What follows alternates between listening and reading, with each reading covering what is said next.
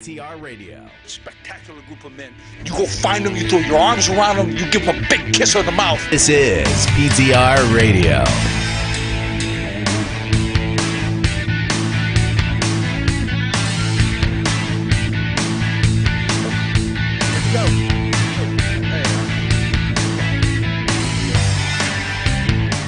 All right, welcome everybody to PTR Radio here on the fabulous interweb.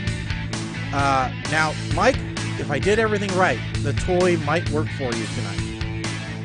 Oh, really? Yeah. Means I might actually have to do something. Okay. Yeah, maybe. Yeah, it looks like it's working. Okay. Okay. I had to open up 3 firewalls, but I finally got it working. All right, so before we get too far along and talk about what's coming up on the show, if you saw our latest note that just went out a little bit ago on Facebook, we're bookending the show with one normal thing and one very abnormal thing. We discussed on our last show that we haven't challenged ourselves recently. And, it was the little Nitro, the hottest gummy bear in the world, was shot down.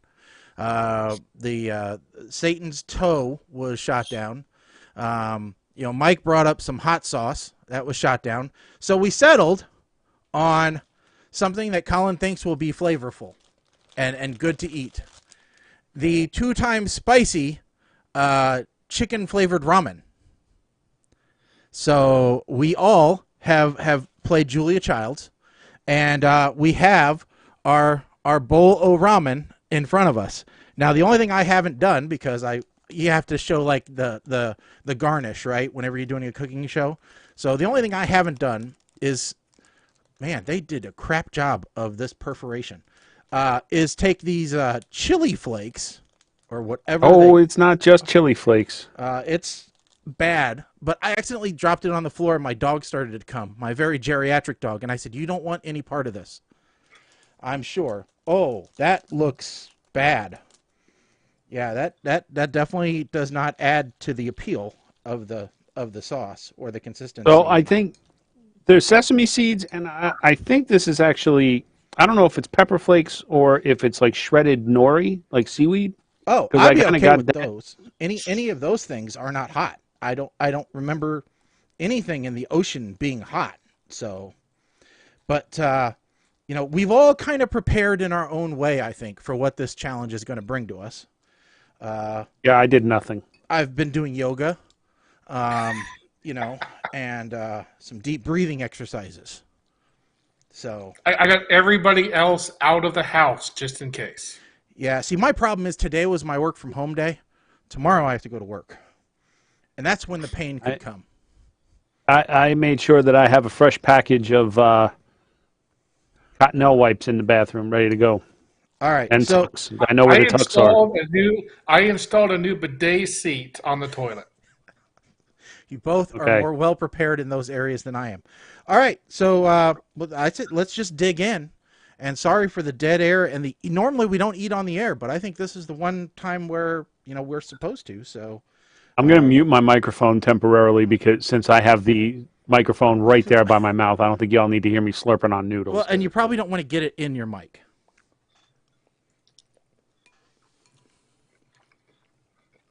Oh, that's hot. That's hot already. That is, as they say in Italy, that's a spicy meatball.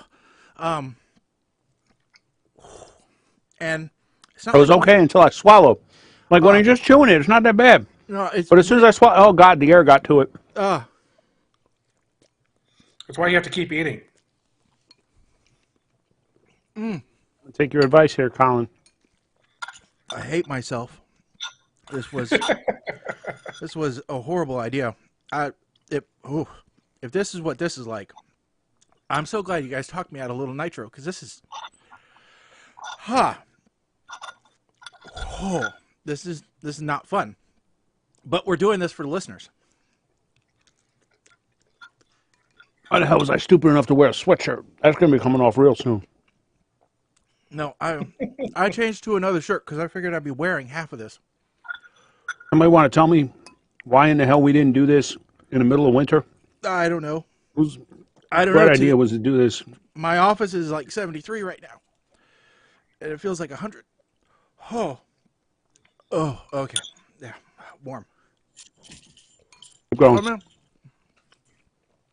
it's not. I mean, there's some pain. Don't get me wrong. It could be worse though. I mean, you get to a point where once it's burned off your tongue, it really doesn't matter too much. So, but yeah. Is there a prize for whoever finishes first? No.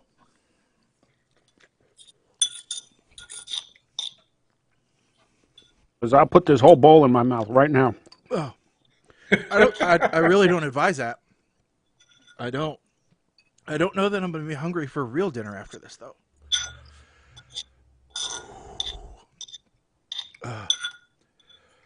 Oh. Didn't you say there's a 3X spicy? I keep hearing Sean Evans in my head. Careful around the eyes. Yeah. This is... Oh, yeah, my eyes are tearing. I'm not, yeah, surprisingly. But it is warm. There's nose. The closer I get to the bottom of the bowl, there's more sauce on the bottom of the bowl. Yeah. This is not fun. Oh, I stirred it all in the frying pan where I fried it, so mine was all equally. This is ridiculous, man. this is you know, this was an idea. It wasn't fair. It was. Your idea. You know, it was. Well, you know, I have the good news is we each have. Well, at least I know I have four more packages of this. So. So do Oh, I. me too. Oh, it's going to people I hate. No, I rather liked it. I'll finish them off this week.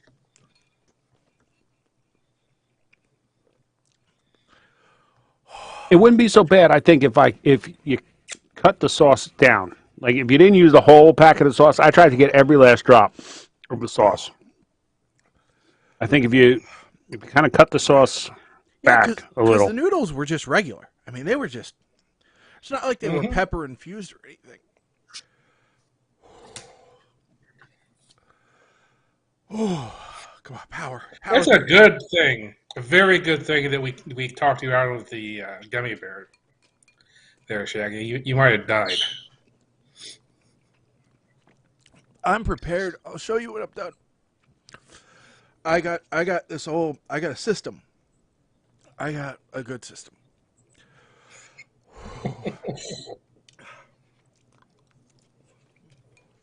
Careful around the eyes. Yeah, that's why the back of my wrist is okay. Who didn't change their fire alarm or smoke detector battery before the show? It's not me. I think, Colin, you have a bird, right? It's parakeets. That's a bird. Parakeet's That's what a bird. it is. Okay. Are you sure? Yep. Yeah.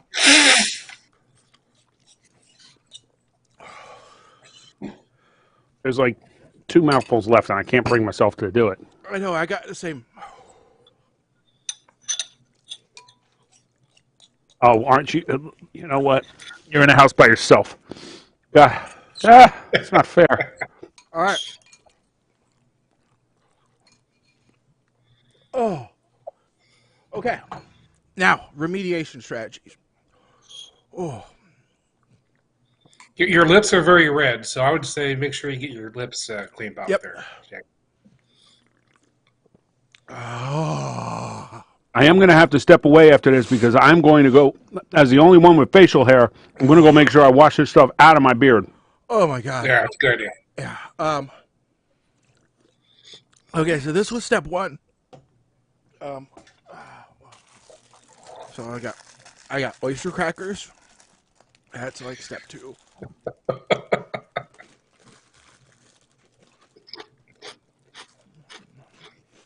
My wife thinks we're stupid for doing this stuff, by the way. Mine too. Oh my God. All right. Cracker's not working. All right, ice water. Ice water. That's step 3.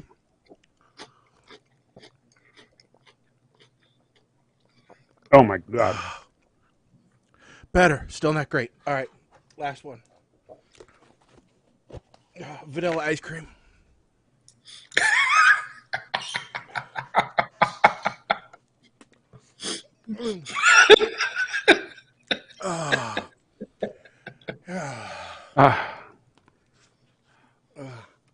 Alan was raised in a spicy household. You know, I used to be able to handle spice a lot more until I became an old man. I feel like peak fat kid right now. Don't care. Don't care. Now, I will say, these were kind of tasty. There's a lot of heat, but there was flavorful heat. Yeah. So that's why I said maybe if I use half as much sauce with the amount of noodles, it might not be as bad. Well, ice cream dipping sauce. Right, I'm going to go wash my. I'll be back. Yep. You do it. I'm put my ice cream back in the freezer. Colin, do a Colin show for a bit.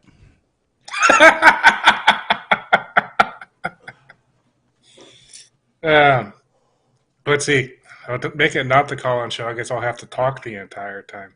So you can see Shaggy does have his Ukrainian flag. I think he talked about that last time, but had not been delivered yet.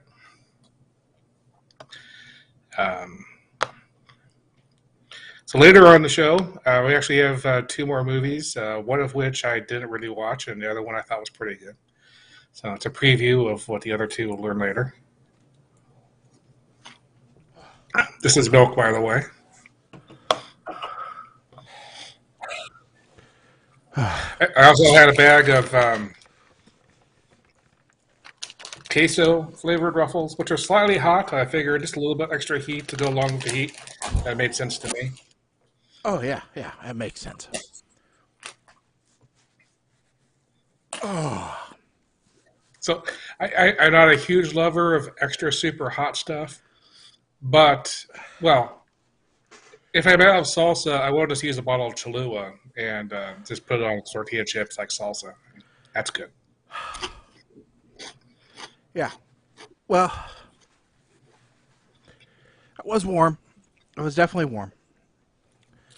Was it, it was pretty warm. Uh-huh. Puppy dog. Dog doesn't know what to do. Has never seen man on fire before. Dog was looking at him like, oh, he's going to smell that bowl and be like, Yeah. I did consider going with the sight gag of grabbing a bag of those ghost pepper chips that we had, that Mike and I had, and eating those after it, just because that'd be funny. But I decided, yes, it would have been funny, but it would have been stupid. So I thought about just putting a couple of drops of red food coloring in it, in the regular noodles. But nope, I brought it up, so I was going to do it. So we hope everybody enjoyed that. That's going to have to be clipped and just as a separate entry in our YouTube channel. But go ahead, laugh at my pain. Laugh at our pain. That's what we're here for. yeah. Oh, God. Oh, yeah, I know. And in case anyone's wondering, yeah, I did grab an ice cube out of the freezer on the way down. I grabbed 2 more ciders. So, and I have the feeling that this is like going to be the gift that keeps on giving, because I kind of feel like warm now. So I am very afraid for what's going to happen later. my lips are just tingly, and Kim says to me warm. when I told her about this, she's like, when we were talking about it yesterday, she's like, so does that mean you're not going to eat? I said, oh no, I am not doing this on an empty stomach. Yeah. I made sure that I had something in my stomach before it came on. Yeah. The more I talk, the more my mouth burns. Yeah. That's not supposed to happen. Yeah, maybe we should have reversed it. We should have done double feature movie review first, ended with this. But the noodles would have been cold then. And Yeah, true. That would have been. Yeah, it would have been bad. So, all right. Anyway, getting into the white sheet a bit, because there's plenty of news. Hey, look, my Ukrainian flag. Wait until I see that. Yeah, wait till it comes. Wait until it comes out the other end. Yeah, no joke, no joke. We all gonna die. We'll have a link to this product up on our Facebook page if anybody wants to try this. Yeah. You know, I will say it's okay. I've had better noodles which are also hot. Yep. They're no Shin Black. I'll say that. Those are much better noodles. My wife asked me what I was going to do with the other 4 packages. I'm like, well, I'm going to give them to the family. I'm like, my daughter, her boyfriend, and our other 2 sons. They deserve this. I'm like, that's the way that this works. So, Mine get eaten by my nephews because, well, that's pretty much what they eat anyway. Yeah. So, like I said, lots of stuff going on in the world today. But you know, let's see here. We're going to go back to the beginning.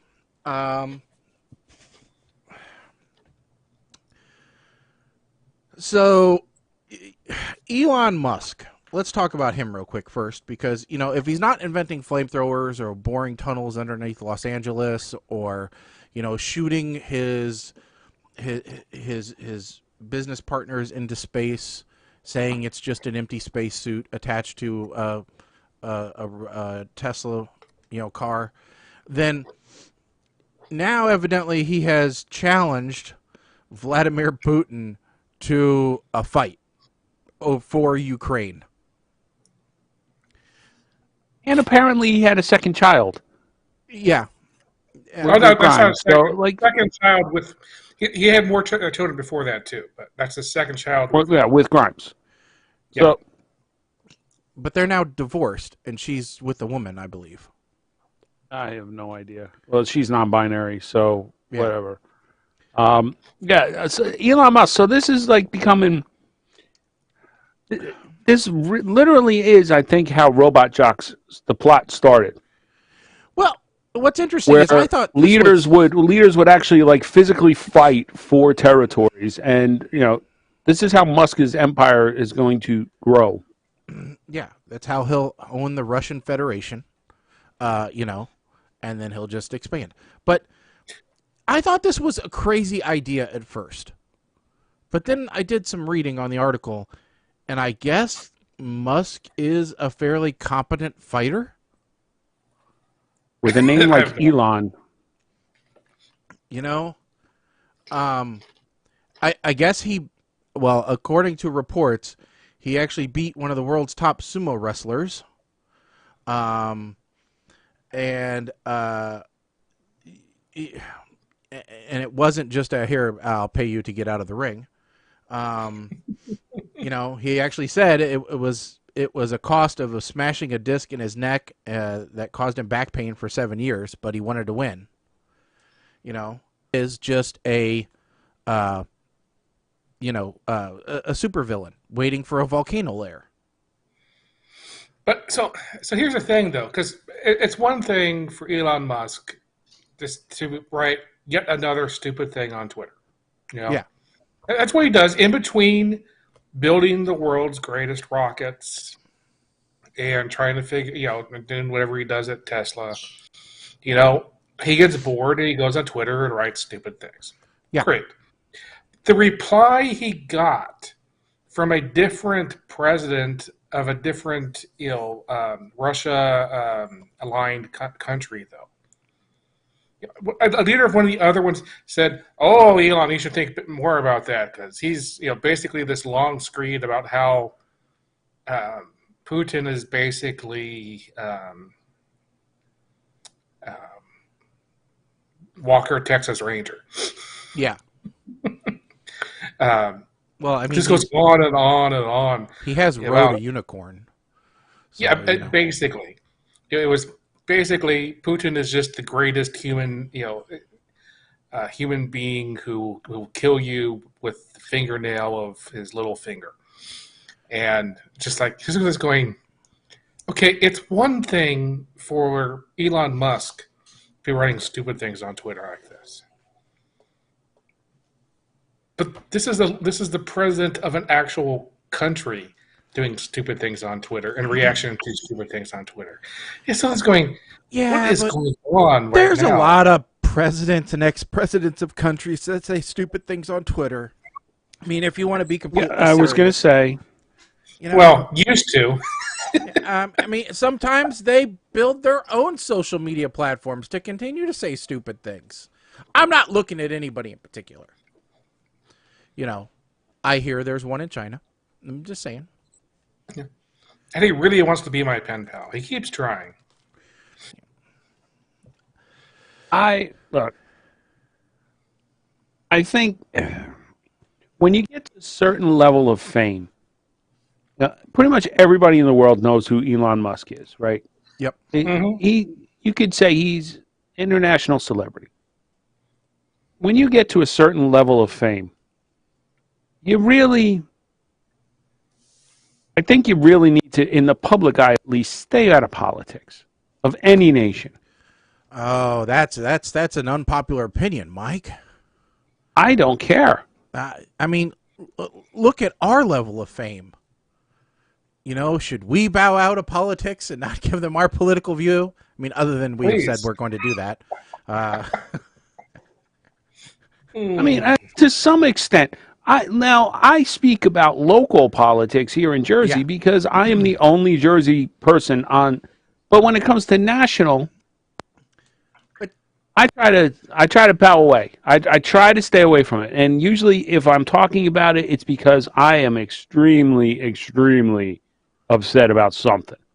Well, speaking of that, I don't know how close Tom's River is to you, Mike. It's about an hour away. Okay, so it's kind of local. I mean, it's local south by the shore. Yeah. Yeah. Oh, it's by the shore. That might explain this. Why there have been 3 UFO reports in the last 6 months in Toms River, New Jersey. Yeah, I was actually a little shocked when this popped up. I was over at a friend's house and it popped up. I was like, what in the actual hell? Toms River? UFOs? Well, I'm going to say there are Toms River is where a lot of cops and firemen and ex-military, it seems to be a town where they all go to retire. Because it's a shore town. They've got canals where they can have their big speedboats, and they don't have lawns to maintain because their front yard is all rocks, which they can conveniently throw at glass houses. Yeah. Gotcha. Yeah. So there's a lot of that going on. And then I think about it. I wonder if these reports were all from like the same cluster of people that maybe are all cultivating the same strain of a specific drug. Could be. Maybe bath salts are making a reemergence in Toms River. It's possible. I mean, if they can turn you into a face-eating zombie, they could probably make you see UFOs. Yeah. I mean, it is odd, but it's not like it's uncommon. I mean, we see UFO sightings everywhere, and there have been a lot of them throughout history, but it's just interesting that 3 of them happen, close to your neck of the woods within 6 months, and so, and no ET yet. No ET. Well, listen, it could be worse. All right. So now we've got the whole gamut when it comes to aliens, right? We could have ET, have xenomorphs, could have resident alien. Yep. We could have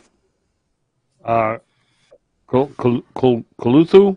Am I saying that right? Cthulhu? Was Cthulhu an alien? Cthulhu, No, is he that an wasn't alien? An alien. No. No. No. Okay, we could have the aliens from Battleship Yep.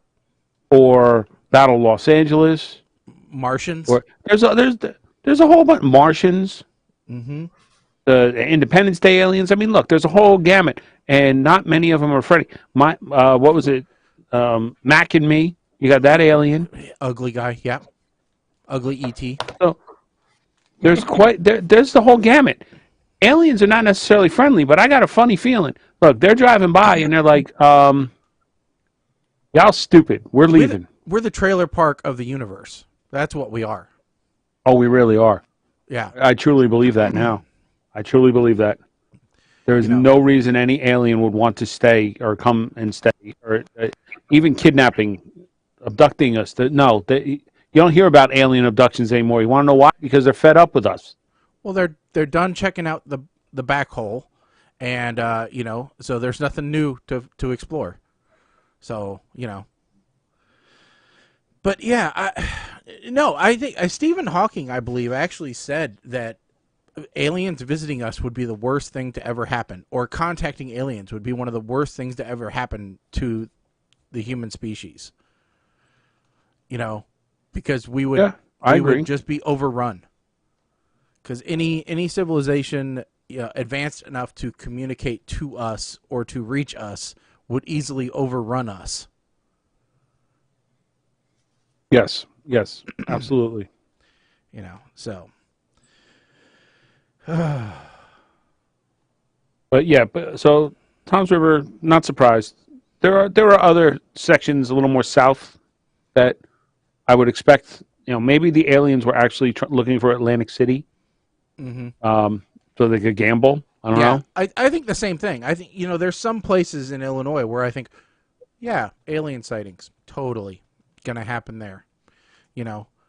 Aliens gonna visit there? No, but alien sightings are going to occur. Yep, that's gonna happen.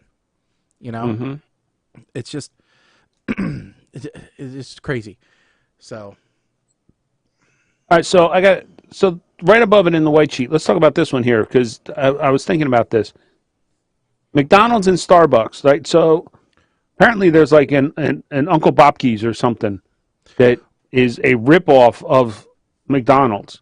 Well, this all started. Right. Well, some of this all started with due to the Ukraine, the Russian war with Ukraine. All right, McDonald's, Starbucks, and other entities have left or have ceased operations within Russia. All right, Hollywood said they're not going to get any of the blockbuster films. Like I said, McDonald's pulled out, Starbucks pulled out. A bunch of things have ceased operation. Not everything, but a lot of things. In fact, so much so that the Russian government is thinking about legalizing piracy, online piracy, so that people can still download Hollywood films and get their entertainment. Now that's a bit of a stretch for them because that would expose the citizens to non-government controlled media. So they're still weighing that one. But because of the exodus of popular chains, they have basically said that they're not going to enforce intellectual property copyright law against foreign entities. So those like McDonald's or Starbucks or anyone else. So they're basically becoming China, where copyright law means nothing. Okay, so they have, instead of IKEA, they have Idea Furniture Factory. Yep. Instead of Instagram, they have Rustagram. As in probably Russian. Roostagram. Probably Roostagram. Instarius, which I guess is Instarus. Why aren't you reading these? I don't know. And then we have Starbucks, BUCKS. McDonald's, which is just McDonald's. They didn't change anything there. So they have This is the one that I said was like Uncle. It's the McDonald's M on the side, so it looks like a B. Yeah, they should have just changed it to like McDonald's or whatever it was from McDowell. Coming to America. You know, McDowell's. McDowell's. Yeah.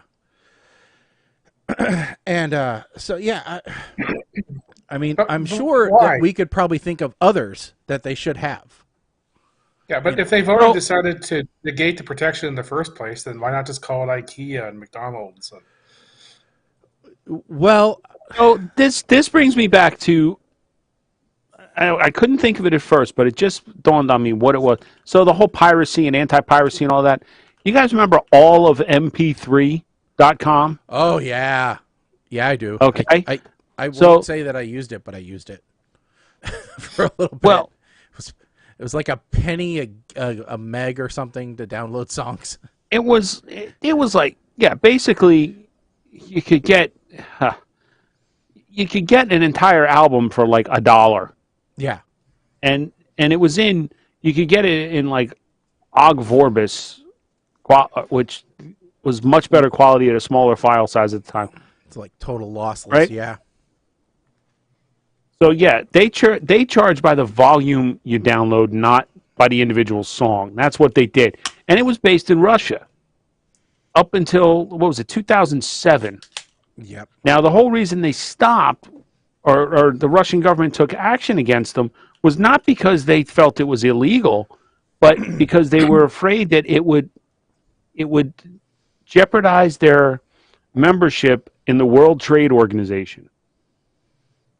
So the Russian government stepped in, and basically in exchange for shutting down all of MP3, Russia got the United States support to become a member of the World Trade Organization. This was back in like 2006, 2007. June of 2007. They announced that they were closed for maintenance, while the Times Online reported that an unnamed person claiming to be an ex-employee told them it was closed down following pressure from the Russian government.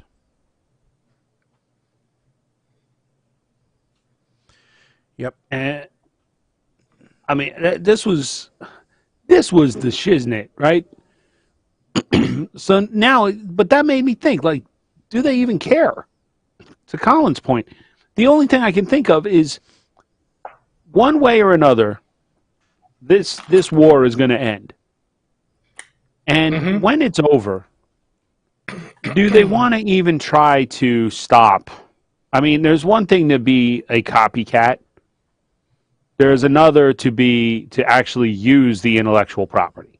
Yeah. So I think that's where the smart money is, that they're looking longer term, just in case kind of thing.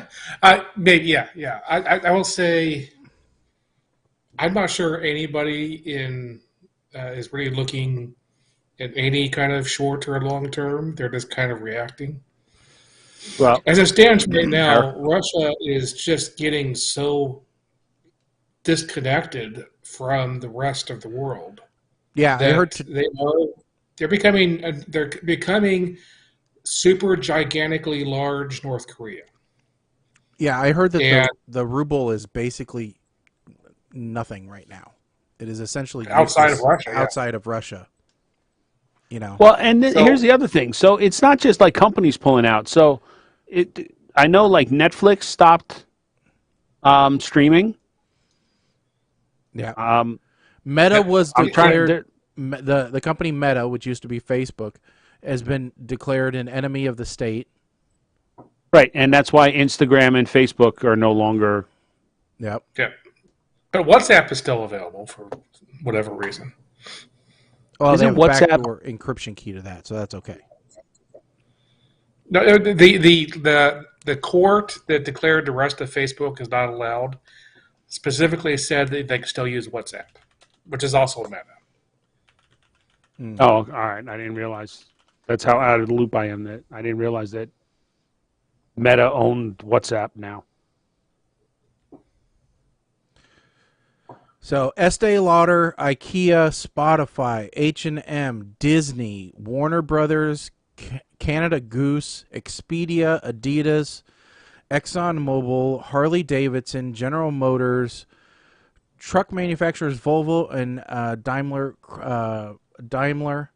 Chrysler, BP, Apple, Norway's energy group Equinor, Norges Bank Investment Management, which is evidently the largest sovereign wealth fund in Norway, LVMH, which is Louis Vuitton, Kering, Hermes, Chanel, Identix, which is another fashion brand, PayPal, Visa, MasterCard, American Express, Netflix, TikTok, Burberry, Puma, Prada, PwC, KPMG, Airbnb, Lego, IBM, Levi, McDonald's, Unilever, Coca-Cola, Starbucks, PepsiCo, Bumble. Oh, Bumble, that's got to be a shock to those people. Amazon Web Services, Heineken, KFC, Papa John's, Nestle, Philip Morris, 3M, Goldman Sachs, Uniqlo, and Deutsche Bank. Those are all Oh, companies. Uniqlo finally pulled out, huh? Because at first they said they weren't going to. Yeah. So the other thing that is worth noting here is a lot of data centers and hosting centers providers, they've started to pull out. So there are reports out there that are saying that Russia has 2 months left before it runs out of data storage for its government and internal needs, because all of these other Western cloud providers have pulled out of the company, or out of the country rather. Yeah. According to TechCrunch, tech giants Amazon, Google, and Microsoft have all decided, as of the time of press, to halt cloud sales in Russia. But a lot of the hard drives are made in China, and China will probably still ship them to Russia. So, well, so that's what they were saying was, as far as hardware is concerned, Huawei, which has been sanctioned in the U.S. and wasn't allowed to sell hardware and what have you. Supposedly, they have a larger, inventory that they could begin to sell off. According to this article, it also looks like the Russian government is considering seizing IT servers and storage that have been abandoned by cloud providers that have pulled out of the country. So if you haven't taken your hardware with you, the government may take it instead. Yeah. I think like Microsoft, for example, never had their own data centers in Russia, but they did have a third party that was running something for them. But okay, so here's the point I was getting to, though, is that at this point, Russia is so disconnected that even if this was all resolved tomorrow, it's going to be years before they can get fully back up where they're supposed to. So here's a example of the problems that they're running into. So most of the Boeing jets, which are used by the Russian airlines, and they had lots of Boeing jets, and whatever they're making, but they're foreign jets. They're owned by leasing companies. So Russia has basically nationalized those planes. Yep. But now they're in a situation where they're cut off from Boeing. Boeing's not giving them parts. Boeing is not giving them tech services. So those planes are very quickly going to go past their certifications. And at that point, they're boat anchors. No one is going to want to touch those planes because they have not been kept up to the standards of Boeing. And we just had one fall out of the sky in China, and that's the one that was certified. Yeah. Yeah. But even if they come back, just Boeing, Airbus has come back and said that they're doing the same thing, that they're suspending service support to Russian airlines. I don't know if there's any other major airlines. Yeah, and the leasing companies are never going to want to let their jets fly back into Russia again. They're not going to do business with those Russian airlines. So the Russian airlines are basically at this point defunct. Yeah. So, yeah, I mean, there's all kinds of problems with what's going on now. And, you know, but we don't get into we don't we try to keep it a little bit on the lighter side of the news, and this is getting down that hole of things that are not great. But one thing everybody's talking about right now is the price of gas. Because of I don't know, a lot of issues, people are saying, hey, the price of gas is going through the roof, right? How can we afford to keep paying for this for gas? Well, the Klarna App has an answer for people at participating Chevron and Texaco gas stations. And I see that the original app, the original article is down, but the answer is it's a buy now, pay later, but not in a credit card sense. This is installment payments, which might as well be a credit card, really, when you think about it, for your gas. So at Klarna basically lets you. Klarna lets you break up. It's almost like pay in four, right? I think PayPal offers that one where instead of paying everything up front, you can make one payment every week or every 2 weeks. At which point, most people would have to fill up again anyway. Yeah, exactly. I mean, how many people are only filling up once a month? So, hell, I'm even doing twice a month. And we just never mind. I was going to get into another topic. I'm not going to get into that one. We're going to talk about this. Oh. So, I mean, when are you going to have to start putting gas on layaway? Well, here's the other issue, right?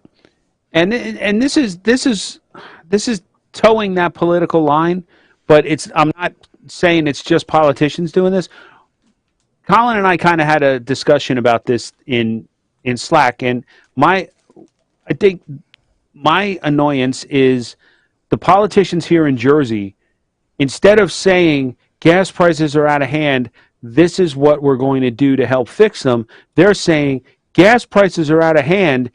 If we had moved to electric vehicles faster, we wouldn't care. And my response to that was, if we all had magic, if magic was real, I could use a carpet to get to where I got to get to. Yeah. Okay. Exactly. So you can wish in one hand and crap in the other. Guess which one's going to get filled up first here, Mr. Politician? Yeah. That's where I got annoyed. I am not disagreeing with moving towards renewable energy. And Colin, you made up a very good point as well. If Ford was able to make an F-250 that had the range and the towing of the gasoline equivalent, that would probably sell like hotcakes. They probably wouldn't be able to make them fast enough. Yeah, well, the point I was making was the F-150 has a hybrid version. It is an extremely popular version of the F-150 because last year when Texas had their huge freeze where they lost power and stuff, there was all these stories of people running their houses off their trucks because an F-150 hybrid has a power generator in it that is plenty of power to run a house off of. So what I want an F-250, 350 hybrid that has that power generation capability and can pull a big trailer. We've been looking at a lot of campers, and what we've discovered is F-150s, the typical half-ton truck, they can't really tow that well. No, they can't. They can't. You have to get to the bigger trucks to get that towing capacity. And like a Class C camper, a truck that's been turned into a big camper, those are usually like an E450, E350, that kind of class.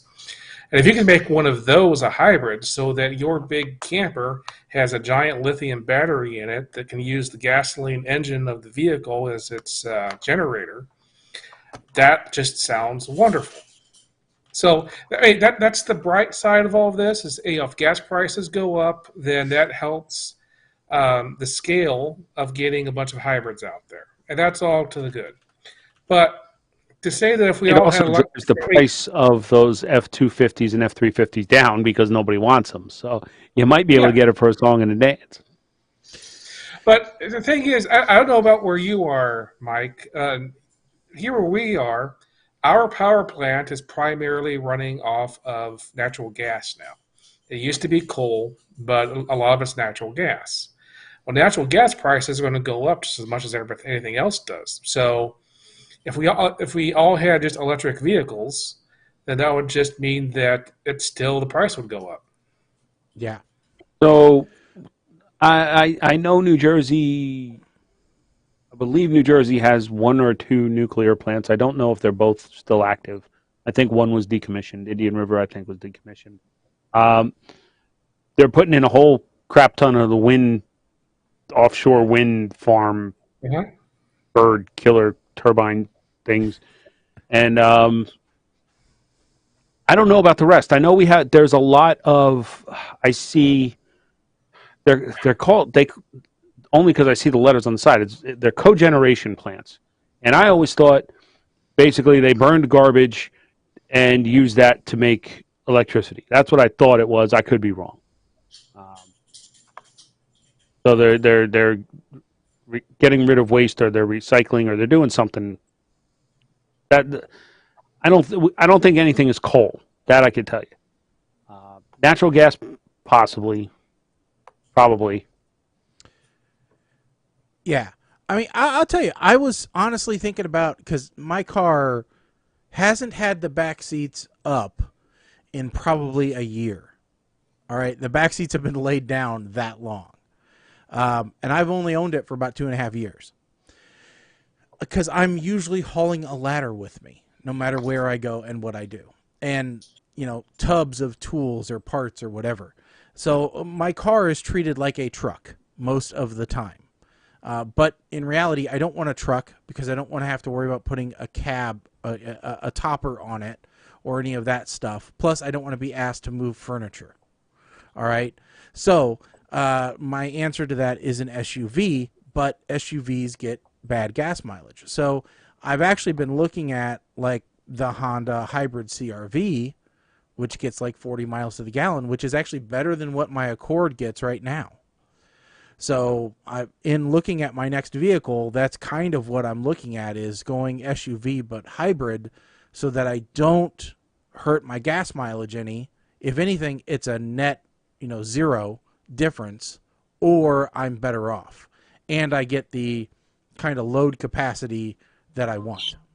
So I went from the Tahoe, which was getting, I'm only going to talk city miles because I really didn't do a whole lot of highway driving, but city, I was getting maybe 14 miles to the gallon. To the Explorer, that city, I was getting 19.5. Now I've got the Expedition, I'm getting 18.2 city because I baby the hell out of it. But see, the big SUV, the Expedition, is the compromise between the pickup and the little SUV, because you still can't haul a lot of big stuff in it, but it's big enough that you can. Yep, exactly. And I will say the Santa Fe hybrid, the new one, is really nice. In fact, the salesman told me between the gas and the hybrid actually has everything is much better specs. Yeah, torque, acceleration, mileage, all of that. I just got really burned out on the Hyundais after I put in 2 transmissions. So, And Colin just left. He'll be back. he said he would be right back. So, Okay, that's fine. I would assume a dog needed to go out. Not that, Probably. hot ramen coursed through him that fast. It could happen. I feel it. I feel it just sitting there in my stomach. Oh, I'm taking some antacids before I go to bed tonight. I don't think I'm going to sleep too well tonight. Acid reflux is real. That's okay. That's okay. That's a dog. Colin has a dog. Colin has a little chihuahua. We're not exactly sure what Gilbert is. Well, Gilbert is a dog. I can tell you that. I can see him. Definitely part chi. Either that or he's the ugliest cat I've ever seen. We think he's part Chihuahua, part Rat Terrier. Okay. He has no teeth. I would go 100% dog.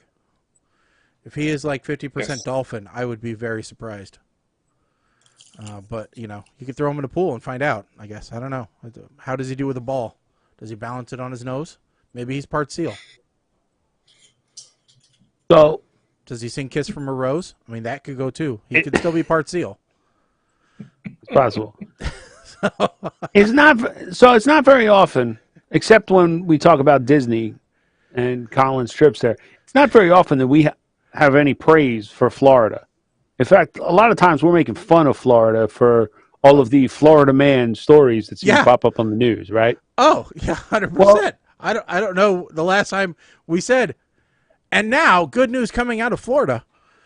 So it just doesn't happen. I finally have one that is debatably, they finally got something right. And they have a bill that is headed to the governor's desk, which I'm pretty sure he's going to sign because DeSantis is. No, wait a second. Is that kind of guy? I'm gonna preface this by saying it's also very rarely we say good things coming out of the Florida school district. Even better. So good things out of Florida. Good things out of the Florida school district. You've got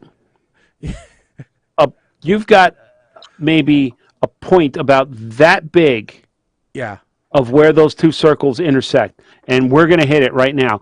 They have a bill that would require high school students to take a financial literacy class. A class that teaches them about personal finances, how to pay bills, how to balance a checkbook. All of these basic things that we had to do before technology and would have to do again if the internet were to go away. Honestly, we saw what was the show? Revolution. We all saw it. Yeah. We could be back in the Stone Age any minute. Well, the thing is, I actually did have a class that taught me how to balance a checkbook. And yeah, it's a required class in Illinois. It was a required class. But what they didn't teach you about was forbearance on a student loan or, interest rates, really, or mortgage loans, or, how to make sure you had all your documentation for getting, the little star version of your driver's license, or, how to go to a damn job interview and not wear a death metal T-shirt. So let's expand this class's curriculum a little bit and call it how to not be a fuck knuckle. Yeah, because one of the things they did teach is how to balance a checkbook, which is what Mike just said, and nobody does that anymore. That is not a thing. You don't need it. You have online banking. I don't need to know how to write on a check. You need to understand the whole process, right? Because whether or not you log on and see the statement or you look on the app or what have you, you need to understand what happens when you make that e-payment. How does that all calculate? What you need to know though is, do you have enough money in your checking account to write the check? That's what you need to know. And then you need to know, hey, if I buy this $1,500 laptop on my credit card and I can't pay that thing off before the next bill, how much more than $1,500 is that laptop really going to cost me? Don't ask me why I came up with that exact scenario right now. I'm not going to tell you the details of my financial life, but I'm just saying, hypothetically, that could be a scenario somebody could get themselves into right now. And they could wonder why a $200 VCR suddenly was an $800 VCR. Okay. Not that they're buying VCRs anymore. It could teach you examples of, okay, you're buying your first house. Do you, A, the house is $200,000. Do you, A, get a mortgage for $200,000? B, get a mortgage for $225,000? Or C, none of the above? Well, the answer is none of the above because you're a damn barista at Starbucks and you can't afford a $200,000 house. See, this is the kind of thing they didn't tell me about when we bought a house. Like, get your mortgage for a little bit more. This way you have money to buy appliances and furniture and all that other shit you need when you get a house. But Mike, you remember your first house? You had milk crates for furniture. Hello, this is my first house. And cinder blocks. Well, you remember your first apartment. My first apartment, listen, I went out and I bought furniture without measuring. And in an 800 square foot apartment, I had full size furniture in my living room. I had a space this far between the corner of my chair and the corner of the couch that I could sneak through to get to the chair at my computer desk that was crammed in the corner. For the 2 years I was in my apartment, I had my upright dresser in the closet because there was no room for it with the bed and the chest of drawers in the bedroom. So you're saying we should teach measuring as well. That should be another one. Yeah. Home economics should be a class. Leaving the nest, maybe, so that you don't come back. Maybe something that says, hey, by the time you're 24, you should be out of your parents' house and not come back. Or you should be paying some rent. I'm very, I'm sorry. I forgot we had Colin here. I really, honestly, I'm sorry. I don't know what I was thinking. But, yeah. No, but see, there's a difference here, okay? All right? There's a difference between the high school student who Colin's graduates high school and never leaves, okay? Yeah. Look. Colin is a live-in, like, dog walker, house watcher for when his parents go out, like, every month on vacation. Colin has a job. Yeah. Colin has a job. Yeah. Colin is fully capable of living on his own, and he will survive. He will thrive. And Colin is not. Colin could bring bitches He is home not the and it'd guy be okay. who. He is not the guy who, at 30 years old, has never lived alone. That's true. That is a problem. And when they turned the electricity off, oh, he was mad. He was mad when they turned the electricity off by accident. And it wasn't because he didn't pay the bill. It's because they don't know the difference between north and south. No. It was because the house used to be split into apartments. Ah, okay. And so the apartment B's power was being turned off. And I'm like, there is no apartment B. It is house. I know we've talked about this before, but it was funny as hell. We go grab some lunch, go to his house to eat because it's just down the street from work, and they turn off the power. And oh, he is pissed. I have never heard Colin say MFer so much. I might pay to hear Colin drop some MFers. The best part of that story is I was very calm. I went downtown. Mike, our power plant is actually owned by the city. It's a municipal power plant. Okay. So I went downtown, and I got my number. They called my number. I said, "Yeah, they turned my power off." And the woman looks at her computer. She looks at me. Says, "And then the number?" Yeah. They turned your power off? Yeah, they turned my power off. No, I came here because I feel like effing with you. That's why. She was like, "Okay, we'll get that turned back on right now." It was back on by the time I got home. That was they got someone right out there. All right.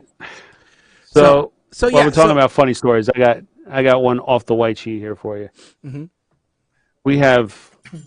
We have somewhat neighbors from hell behind us. I may have talked about how they have the kids that are very undisciplined and decide they have this whole 100-foot deep yard and they have to play by our fence, so it aggravates our dogs. Well, the other day it was nice and warm out. We had all the windows open. Kim and I are sitting in the living room, which is in the front of the house, away from it, and we're hearing these kids screaming while we're sitting in the living room trying to eat and watch television. I'm like, this is insane. I put my dinner down. I go out the back to drain water off the pool cover. This way it doesn't seem as conspicuous that I'm out there. Like, what are these kids doing? They're running by the fence, just screaming top of their lungs, bloody murder. And I don't realize how loud I said it, but I was just like, seriously? Then I hear from the yard, from the other side of the bushes, Little kid. Seriously? Shut up, old man. I walked over to the around, so I looked around the bushes. And I was like, "Oh, really now?" And I hear the mom yelling at him. "I don't want to stop it! I told you stay away from the fence. I don't want to hear her mouth. It ain't her. I told you not to bother those dogs. It ain't the dogs either." Oh, I was so mad. I was so mad. I come in, I tell Kim this, and she's like mad, but she's laughing at the same time because Yeah. right. This is the first time in 13 years that the kid's mother, 27 years old, kid's mother came and knocked on our door to apologize. I have never been. So I told you that story to tell you this story, which if you're not friends with me on Facebook, and, well, you probably aren't because I don't accept people I don't know. I don't say people I do know. Kim's in the basement, and she needs something. I'm upstairs. She needs something, and she says, "Hey, old man." Oh, this better not become a thing, woman. Let me tell you something right now. She's trying to call me old man. Meanwhile, she's 4 hours older. Yeah, I was going to comment, but I couldn't remember who was older and by how much. But yeah. 4 hours, yes. So Mike, how long they're arguing with. I'm arguing with a 4 or 5 year old autistic child, and now all of a sudden I feel like I'm that neighbor now. I'm the get off my lawn neighbor. So, Mike, do you want something that makes you feel younger? Of course. More vibrant? More It energized? better not be some other spicy ramen. What you got? So more alive, let's say. Give a little bit more Starting to scare me. punch. So I have on my Facebook feed for a while has been like the dance video thing, like the YouTube video dancing thing, the couples dance night. But now all of a sudden, I guess because they've been bombarding me with that ad for so long, they have now started to bombard me with another ad called this stupid thing that you posted up, the Adventure Challenge? Yeah, the Adventure Challenge ad. Shaggy, I don't know. I went back and tried to watch this thing a second time.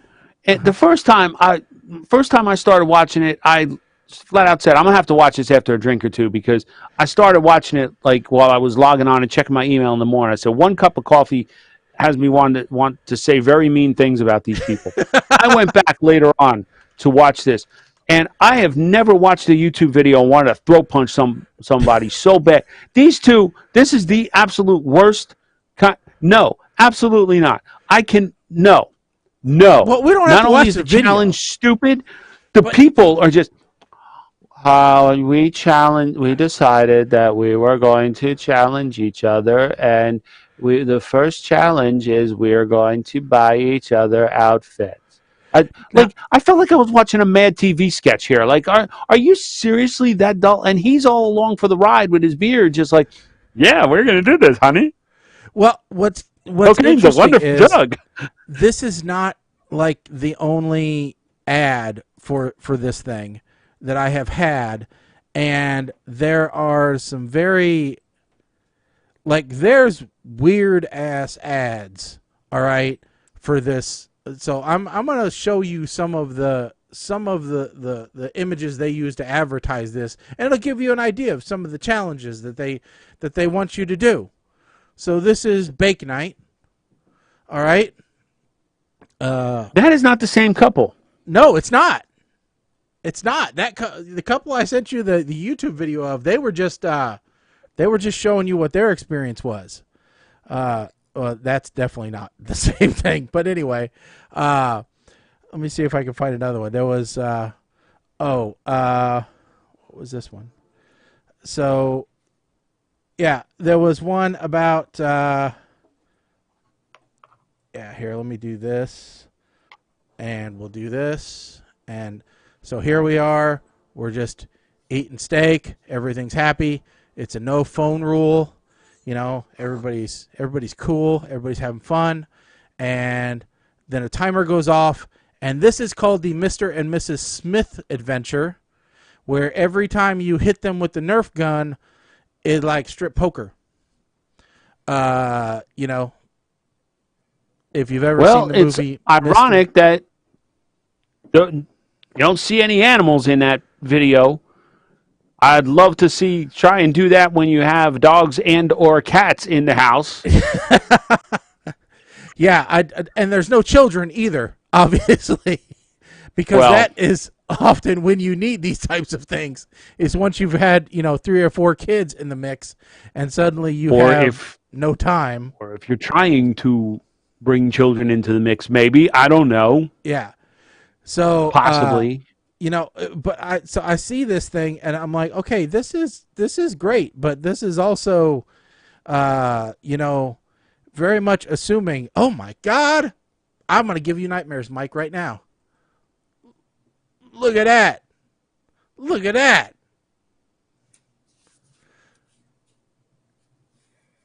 So. And do that while I got a belly full of hot ramen. Freaking hot lava. All right. I'm going to make it all better, Mike. I'm going to make it all better right now. Here's dogs. That is the cutest thing in the world. So, anyway. Yeah, speaking of ads, I'll just say of recent ads, no ads that can compete with Walter the Cat. Those are some great advertisements. See, the thing is, I don't watch TV. So I don't see any ads. Oh, watch Walter the Cat. Yeah. So I just... I don't watch ads either, but I found about Walter the Cat like months after the ad started running, and those are some great ads. I would like to get to the daylight savings time article. Yeah. So. Okay. Yeah. Yeah. So there was. I think it got. Didn't it get squished today? There was a resolution or a bill introduced to keep daylight savings permanent, at least for the next year. Starting next year. So I thought it was for 2022 into 2023. No, so in the fall it would still the House fall back again, but then the fall after that it wouldn't in that bill. So the House did something with it. Okay. Well, the headline is U.S. House stops the clock on making daylight savings time permanent, and that was today. Interesting. So the Senate approved it. The House is trying to. They're discussing it more, I think. Well, the funny part is how it actually got through the Senate. Did you guys see that? Was it attached to another bill that gave them raises? Because that usually works. So the way it usually works in the Senate is you have to go through committees, and there's a whole bunch of steps that you have to go through before a bill can finally get voted on. And that's usually how they just make things not happen. But there's this way that you can go and just say, hey, I want to do this bill. Can I get everybody to just agree on it? So anytime, anybody, any senator at any time can just go and say, hey, I want to get universal, okay to do this. And sometimes people do that for bills. That's how they get on C-SPAN and the news. Is they say, hey, can I get this thing? And they go and give a huge speech about it. And then just one senator has to say no. And then it's gone. And it has to go through all their other steps. You never hear about it again. Well, what happened this time was they put the bill up there for hey, can we just agree to do this? The senator who was supposed to be the one who agreed to go and say no was busy working on Ukraine stuff. And he decided he didn't care, so he decided not to show up. Staffers for other senators who may have said no saw the thing coming through and said, well, that's stupid. That's not going to go through. I'm not even going to bother the senator on that piece of crap. And so nobody said no. The bill was passed by the Senate because nobody cared. And that's the hilarious thing. We got a law passed by the Senate just because nobody gave a darn. Pay attention. I'm good with that. We should have more things passed So, that way. So I'm reading through some of the articles real quick as I'm skimming through, and they're saying that if this happens nationwide, ironically, Marco Rubio from Florida, there goes all your kudos, Florida, where the Sunshine State wants more sunshine all year. But what they're saying is the West Coast, if this happens all year long, it's going to be dark until 9:30 a.m. Yeah, they said So- that they say that it will increase traffic accidents at children bus stops because it will be. Well, supposedly in the that's dark. what happened in the 70s. And I say that's ridiculous because if it's anything like Jersey, there's a bus stop on every other street corner. So kids don't have to cross a friggin' street to get to their bus stop anymore. Well, I'm just saying we need less kids, so it's okay. I'm all right with that. If Well, they can't move fast enough out of the way, then I'm all right. I'm cool. Well, and that was one answer in one of the New Jersey pages. Somebody comments like, "Well, teach your kids how to walk across the friggin' street." And that's another thing, right? Kids and adults alike seem to think that the law is written that drivers must yield to pedestrians crossing the street at a crosswalk. You must yield. It doesn't say anything for the jackass who decides to step off in the middle of the sidewalk in the middle of the road And jaywalk. to cross and Yeah. jaywalk. No. So Okay. kids just think, oh, well, if I'm crossing the street, you have to yield to me. That's the law. No, it's not.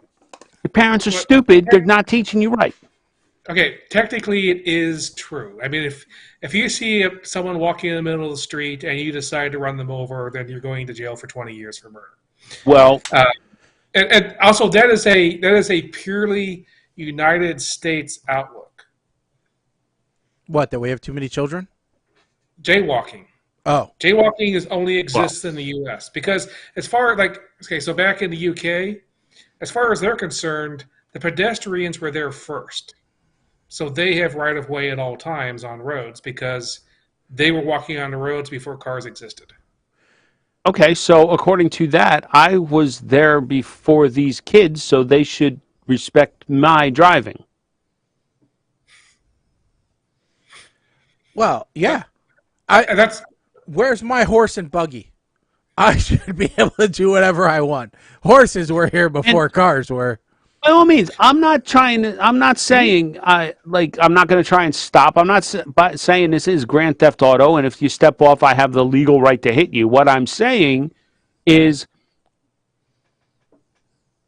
I have to make a reasonable attempt to not hit a pedestrian that steps off not in a crosswalk. In a crosswalk, I am legally required to yield. By the way, who the hell's Jay? And why was he wandering out in the middle of the street anyway? Jay was actually the younger brother of John, whose offense was so bad that we don't even talk about it, but they named toilets after him. Well, his name was John Crapper. Let's get it out there completely. So, Right? So it's a very bad family that we don't like. I think they were British. yes, most definitely were British. It was Sir John Crapper. Okay, so all right, that's the segue. We're going to talk about this Britishness. Well, let me just explain one thing there, Mike, just because I happen to know the answer. The yield to pedestrians in the crosswalk rule is that if a pedestrian is in the crosswalk, then across the entire road, everybody is supposed to yield. So you are not allowed to go through the crosswalk while anybody is in the crosswalk across the entire width of the road. Okay. Now, that is that particular rule. You still have to actually yield to, if someone is standing in the middle of the road jaywalking and they're in the lane and you're coming towards them, you have to yield to the pedestrian. That's a separate thing. But if you have someone jaywalking and they're not in your lane, you're free to just continue down your lane and not stop for them because that's not a crosswalk. Okay, so that's kind of the point that they come halfway across and then they're standing there in the middle of the road. As a courtesy, will I stop? If I can without getting rear-ended by somebody Yes. else, yeah. But the general consensus is, oh, well, once I'm in the road, everybody has to stop. So Yeah, that's not okay. true. Only in a crosswalk. Yep. Okay. All right, let's talk about some wokeness, because I know that's Colin's favorite topic. Yeah, Colin is always telling us, "Hey, listen, I'm as woke as F." And I can't deal with your non-wokeness. So woke up, people. And we're like, hey, slow the woke. And I'm just like, listen, there is nobody more woke than Hugh Grant. And I'm thinking, boy, he aged hard. Oh yeah, he is. Did well. Being with a transvestite hooker will do that to you. It can. But all right, so I caught something on Twitter today. Hugh Grant was trending, and anytime I see a celebrity's name trending, I got to click on it for two reasons. One, I still update the database for the death pool, and if a celebrity dies, I add them to the database. Well, and we gotta think about two, who was caught in a bathroom with who. That happens sometimes. It turns out he was trending because people are saying they want him to be the next Doctor Who. Well, and not just that people want him, but evidently he was in talks to become the next Doctor Who. So it's beyond interest. It is what you've been talking about, Willis. And the articles also said that they're trying to. Now, I remember them referring to the Whoverse because you had Torchwood, you had the Torchwood sagas, the Sarah Jane Chronicles, the Sarah Jane Chronicles. So they tried to make that, but now they're going to expand. And Russell Davies wants to make this much more like the Marvel universe. Well, and for those of the uninitiated, so Russell Davies was the one who was responsible for bringing Doctor Who kind of back to the big screen, back to worldwide attention after it slumbered for a number of years. He was the one who brought in Tom Eccleston to become the Doctor. Christopher Eccleston. Yeah, Christopher Eccleston. Christopher, thank you. To bring the Doctor into today's times and just completely reinvented him for, at the time, the early 2000s, and kind of just bring him up into modern times, bring him into the discussion that was happening, make it a popular franchise again. And now it's one of those golden properties of the BBC. So, which they're losing a lot of those properties, or they're having to spin them off or sell them off in order to stay afloat. But after his departure, it has been declining, and especially under the current administration. I'll tell you what, I haven't watched the latest series of it. I haven't watched the latest season of it. So when did he leave? He left after Smith? No, Tennant. He left after Tennant. Okay, so he was. So the new regime was. Yeah, then Moffat, and then after. Okay, so Moffat was for Smith, Capaldi, and Whitaker. No, Smith and Capaldi, and then Whitaker brought in a new showrunner. No, yes. Okay. Well, a new showrunner brought in Whitaker. Yeah, a new showrunner brought in Whitaker. They came at the same time, and really since that time, you want to talk about wokeness? It's a wokeness overload in the series, as far as I'm concerned. Because you could, that first series with her, you could draw direct parallels to the Trump administration. There was no jump to conclusion. There was a Trump character in the story arc in several episodes. Chris Noth, which is hilarious because now he's been Me Too'd. So, but I can redo those now. But and that kind of spelled the death of the franchise. You know, and it's gone from bad to worse. So now they're bringing back, you know, the OG to resurrect the series, or to try and resurrect the series and bring it back to its former glory. They almost canceled it. So this brought me to part of my statement that I had read that they were going to bring Tennant back, who for the modern area, like Eccleston he signed on for a specific run. He knew, I'm only going to do 2 seasons. That's it. No, So it was they knew only ahead of one time. season, and that's not actually what happened. He was afraid of being typecast into the Doctor. He admits that on several interviews, that he knows what happens to actors who play that role, and he had fun with it, but he wanted to get out before he was locked into that, because he had done things like Gone in 60 Seconds and other roles, and he did not want to be pigeonholed into the good guy.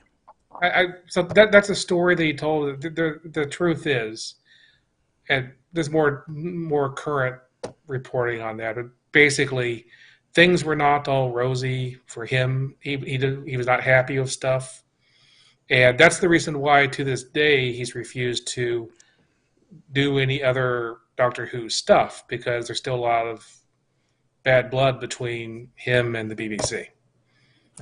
Okay. Anyway, that's beside the point. Tennant was arguably, at least in my opinion, the most popular Doctor.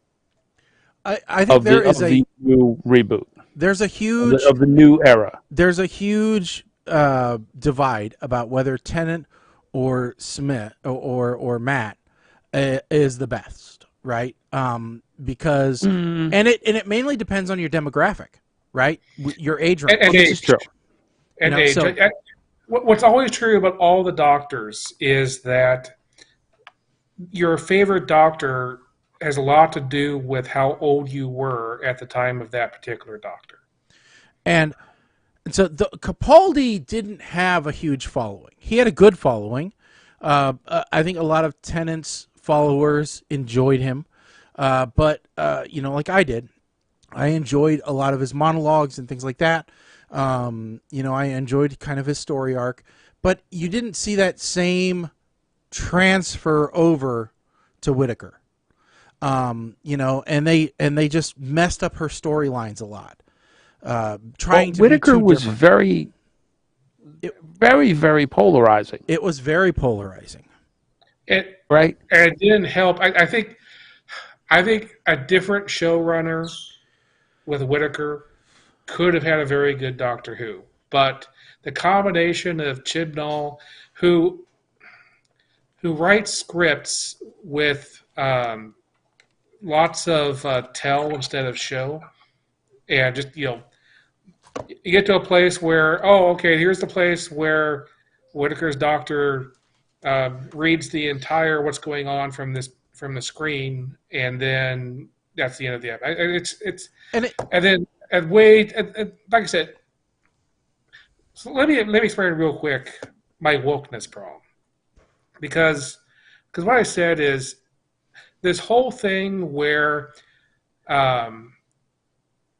usually a politician will say we need to do something to say that we don't have this thing that has any kind of moral thing on it whatsoever, and someone else says, "Oh, you shouldn't do that. That's not good." And then they just brand them as being woke. And it has become this catch-all way that a conservative can shut down anything that the other side says as being bad. It just, that's woke. And so so that goes everything from something that we can all agree is bad, to things which are pretty terrible, and it's become this this blanket wham hammer just to say, well, that's woke, and so therefore I'm not going to listen to it. You know, I think it's bad to have sex with minors. Well, that's just woke. That's the level of things that have become this banhammer of woke. It feels like, you know, it is polarized everything to one side thinks the other side is evil and aligned with the devil, and the other side sees them and says you're a Nazi, and now there's nowhere to be in the middle. So anyway, that's my woke problem. You know, I'm not going to go into the different things people think are and aren't woke. That's why I was trying to go as deep as I could into wackiness. But anyway, that's my woke problem. But what I said is, that being said, these last couple seasons of Doctor Who were so woke that someone complaining about Hugh Grant being woke is like saying you just got out of the ocean but you don't want to take a shower because you don't want to get wet. Yeah. So my whole issue here, and honestly, I haven't watched. I probably watched the first season with Whitaker, and I fell out after that. My whole big issue is I felt like Whitaker was overcoming being the first female doctor, a new showrunner, and having way too many companions. Yeah. It was always one or two. At first, they had 4. Right? Yeah, it's crazy. Husband, wife, too many. All right, the doctor is not supposed to have a crew. I also got very upset when the Impossible Girl with Matt Smith. Was it Matt Smith or was it with Peter Capaldi? It was both, actually. It's Capaldi. Okay. I got upset when she left, and I thought for sure, like, if they're going to do a whole expanded Doctor Who universe, a Whoverse, and this was the other part of my point. The other part of my point was Marvel, and to a smaller extent on the small screen, DC with the Arrowverse, that kind of laid the groundwork, laid the template for how your shows need to interact, how they all connect together. The Arrowverse did it with their annual crossover events and kind of staying true to the stories that way. Marvel, characters in different appearing in other characters' movies, having them all together at an occasion, having the TV shows that tied into, even though now they may not tie into, but they did at the time, tie into the universe. You have all of these different facets of your universe going at one time. And if they tried to do that, if they did a spin-off where they brought Impossible Girl and Arya from Game of Thrones, what's her name? Maisie Williams? Yeah. Yes. Was it her and because they went off in the diner that was now a TARDIS. If they came back and they did their show, even if it was a limited run as part of the Whoverse. If they brought Torchwood back as part, although I don't know if that's going to happen because isn't Captain Harkness one of those Me Too now too or something? Or is he? He's somewhat weathered it. Right. So if they start bringing in that type of architecture, maybe I'll get excited about it again. But I just lost interest, and I felt bad because I didn't want anybody to think, oh, well, you used to love Doctor Who. What happened? Well, listen, I started falling out of it with Capaldi. Capaldi did not appeal to me, but I stuck it out. When Whitaker came on, I didn't want people thinking, oh, well, you stopped watching because it's a woman. I'm like, no, I stopped watching because it sucks. Yeah. I don't like it. Yeah. If they continue Doctor Who with a woman, with a new showrunner, I'd be okay with that because I think Russell Davies is going to take. Now the thing is, and this is the whole Marvel thing. I think this was like shorthand for the press to be able to say what they think is going to happen, but this is just Russell Davies doing what he did in the first place with Torchwood and the Sarah Jane Adventures. I don't know. You two probably aren't familiar with it, but there is a huge industry of Doctor Who audio productions. Yeah. That is also being done, and for the most part, are supposed to be considered themselves canon. And they fill in. I mean, they have tons and tons of like the War Doctor and the was it the Fifth Doctor, the one that was only in the movie. Yeah. They filled in lots of there, and my assumption is that Russell Davies would want to better integrate that to make that fully part of the overall stories going on in the main series. So I think it's a great thing. I think it's something that they were doing in the past and has been lost. For those for U.S. People who don't know this, BBC is losing their revenue source next couple of years. So up to now, basically everybody who has a TV or has a device you can watch TV on has had to pay a tax, and that tax went to fund the BBC.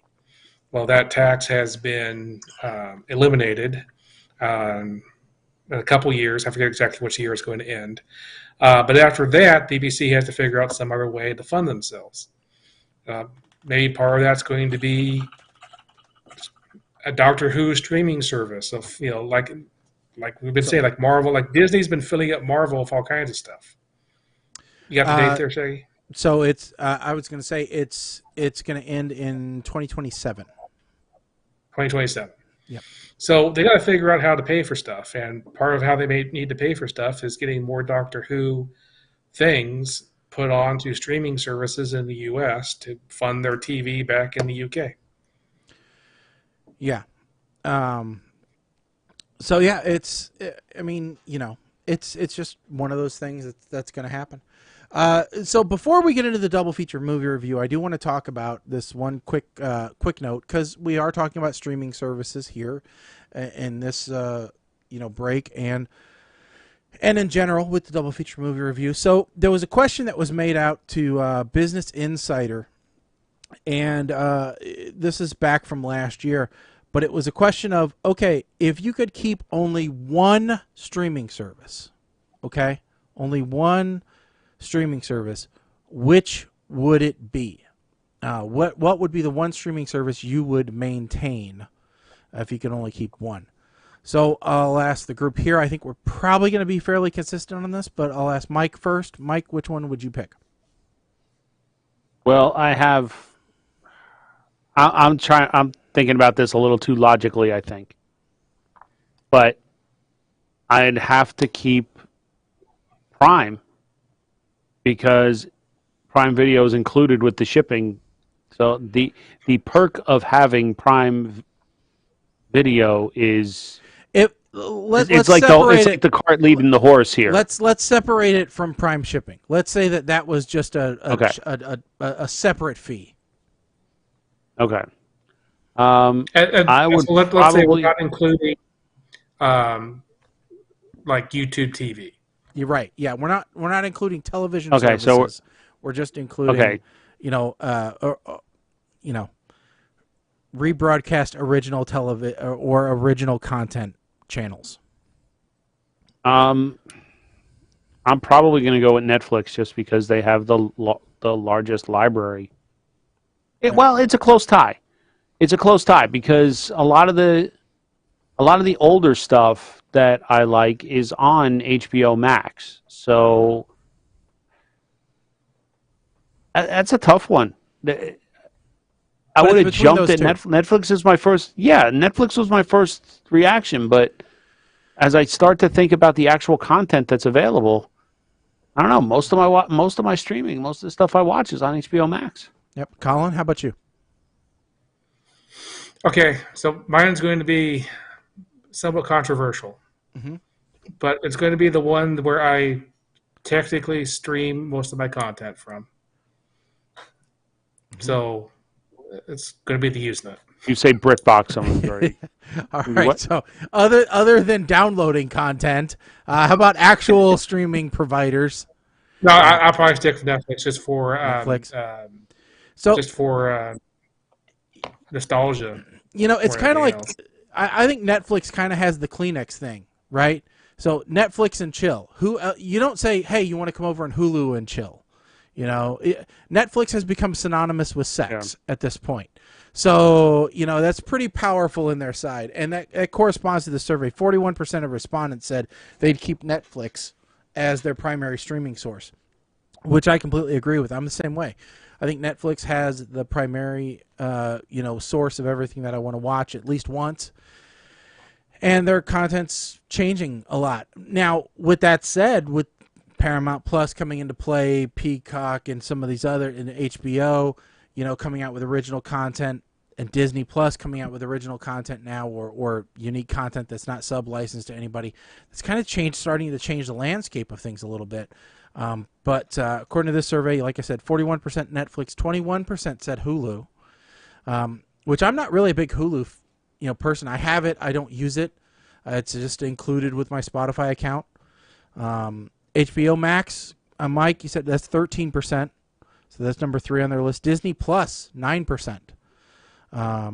Prime Video, 6%. Paramount Plus, 2%. Discovery Plus, 1%, which I actually just dropped Discovery Plus. I'm like, listen, I'm not watching it. I'm just paying money every month for having this as an option. I don't need to. Peacock, 1%. Apple TV Plus 1%, and then other as 3%, and then none of the above actually 3%.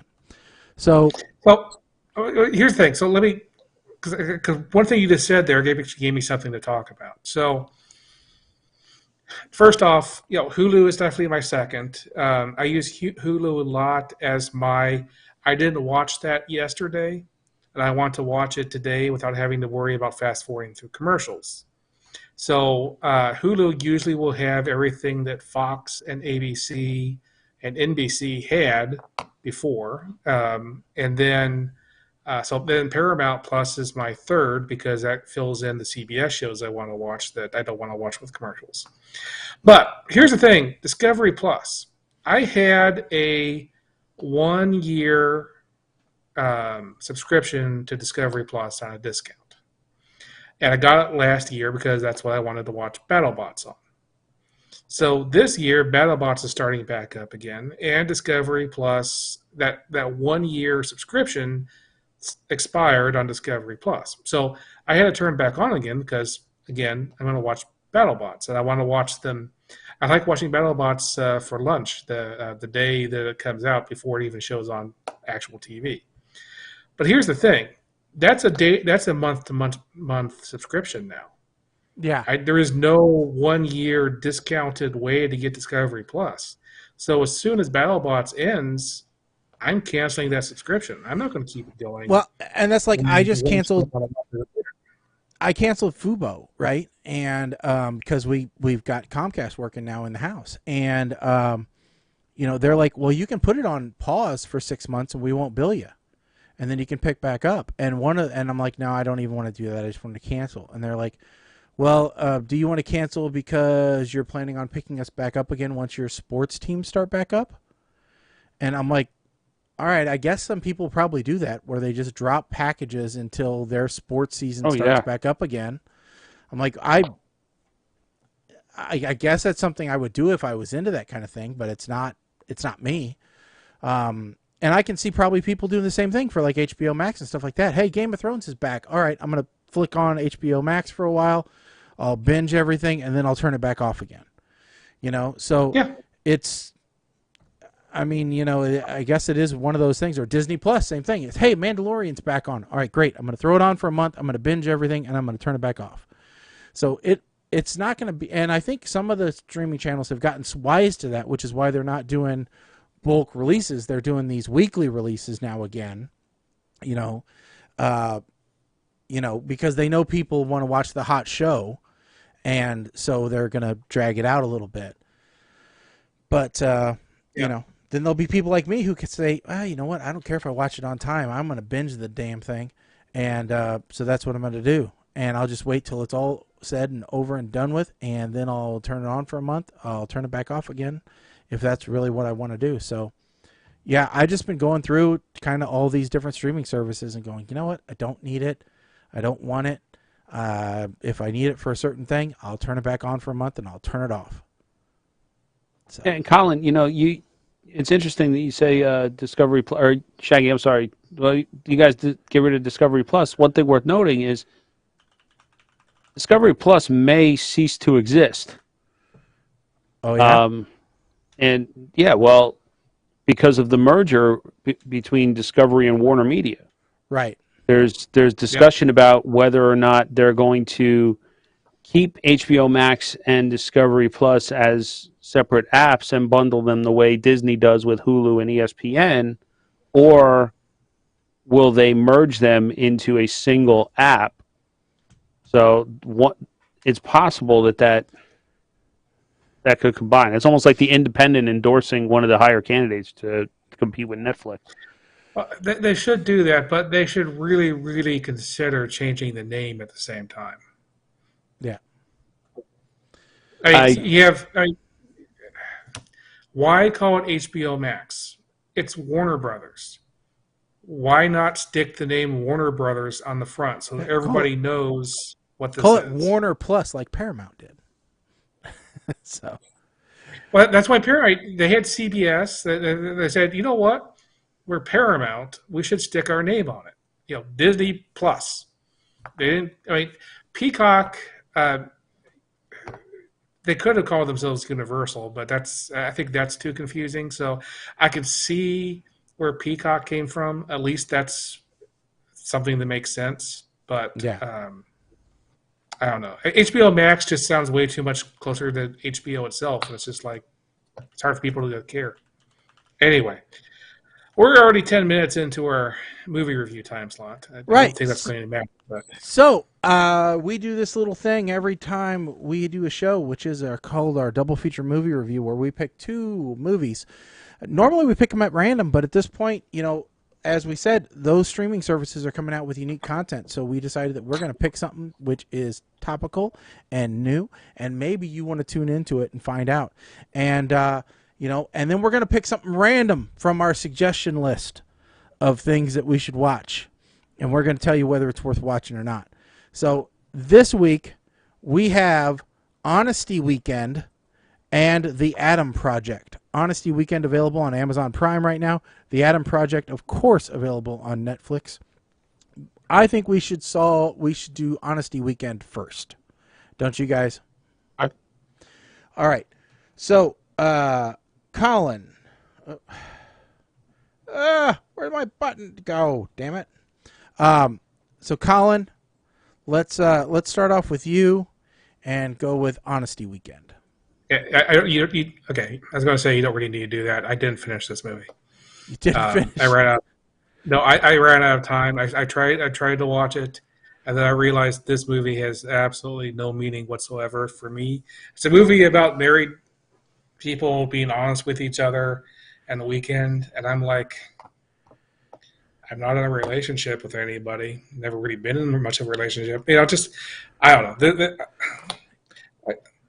I kind of forgot about watching the movie, and then by the time I needed to watch the movie, it was too late anyway. And then I decided, anyway, this movie is just not for me.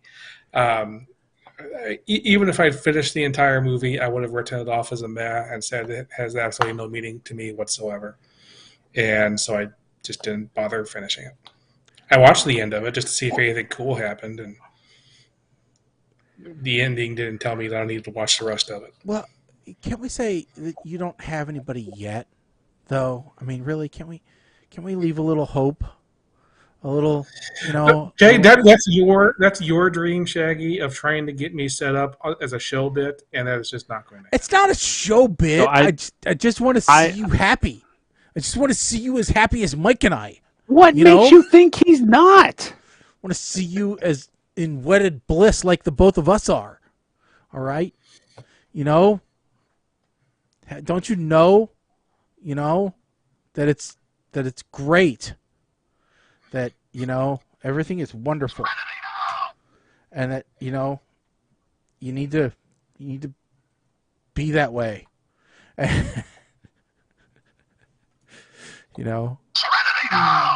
That's right. You You ought to be happy.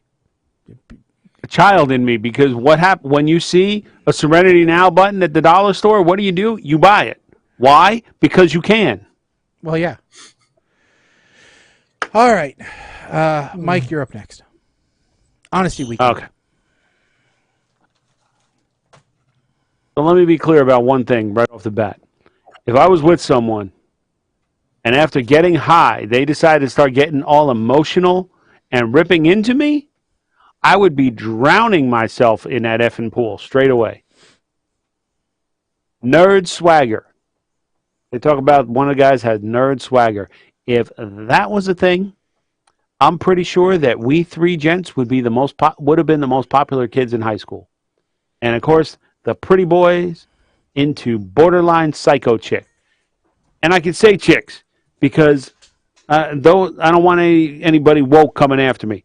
I could say those kind of borderline psycho chicks because those kinds of females are not women yet. They are emotionally immature, therefore they are emotionally younger, therefore they are chicks. Now I got to ask, was there actually a script for this movie? Because this kind of seems like it was one giant improv session that they kind of just started with bullet points and did the scenes based off of those. If there was a script, I will say these actors actually kind of make these conversations seem pretty organic, if you will. So I'll give them that. And the more I get through this movie, the more I'm starting to feel like this is almost like PTR the movie. Like, seriously, it's turning into a movie about a group of friends just hanging out. Forget the honesty part, because is it wrong that I'm looking at this Delaney chick and she's talking and she's got that lump on right by her lip, and I'm wondering, is that a beauty mark or is that a cold sore? What is that? Is that why they broke up with you? Now then I got, you know what? I'm not even going to go into the 3 issues I have with this segment where everybody starts having sex, because it is okay. No, I am. The first issue, this one guy is sitting there in the room next to his wife. His wife is in bed and he's in the other room greasing Weezer. I got a problem with this. Second one, she just shoves her finger right up the butt. I got a problem with that. And the third, the lesbian decides that she's going to be not lesbian for the night and hook up with the player because she's feeling bad about it. There's a scene where the 2 dudes are sleeping in the same bed, and this is exactly why dudes don't share a bed. You can call it a homosexual fear or whatever, but no. And now the lesbian's making out with the mom. Wasn't that in an episode of 2.5 Men? Guys are sitting in the backyard playing cornhole while they're talking, and the first thing I think of is, where did they get the kids set up? Because those boards are way too small to be regulation cornhole boards.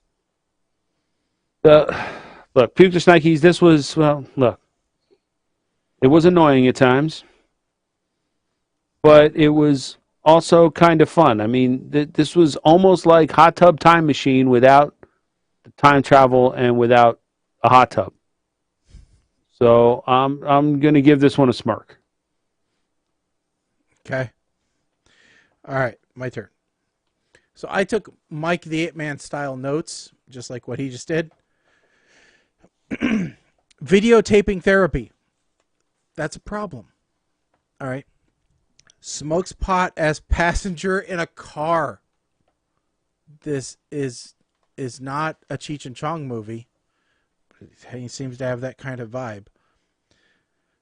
Put Amazon boxes in neighbors' trash. This is a freaking great idea. I am stealing this so hard. Spank the lesbian with a hanger, and she likes it. Now we're getting to my kind of movie. Vegetarian. I got to remember this. This is so good. There is way too much man-ass in this movie. Way too much. This reminds me of, what was it, Fool's Gold? Where we saw, I think it was Matthew McConaughey in his tighty whities way too much. Or something. Lorraine frickin' Pascal. I knew her from somewhere, is Nate's girlfriend. WTF. Now I have more respect for the baking shows. I had no idea. His mother is making out with the lesbian best friend. Of course. Lorraine is married? What? No. And then talking about a buddy's wife and speed bagging her sweater puppies. Okay. That's awesome. That's a way to make him feel better about his wife. All right. I am giving this a smile. It is a completely, utterly nonsensical movie with constant flashbacks, flash forwards, real time, etc. It doesn't make a lick of sense. I'd never want any female to watch this movie, but I'm giving it a smile because it made me laugh at points and it was ridiculous. So, and Mike was right. It's exactly like a PTR radio weekend would be. So that's what I'm giving it.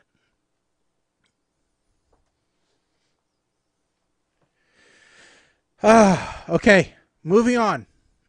The Adam Project. And this one is going to cause us a bit of a problem. As Colin would say, this is a real movie. All right?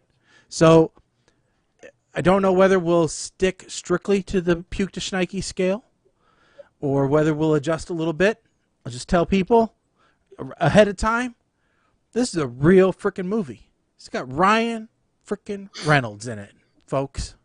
All right? I think I can speak for all of us and say he's our pass. All right? So, Colin, we'll start back off with you. Go ahead.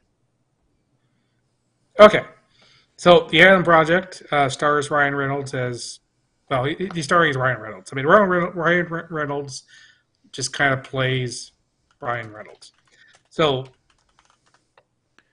but we'll go ahead and call him Adam. So, Adam, this movie is a time travel movie where we're kind of starting in the middle of the time travel segment. Okay, so sometimes with time travel movies, you start with the way things should have been. Michael J. Fox's Marty's family is kind of messed up.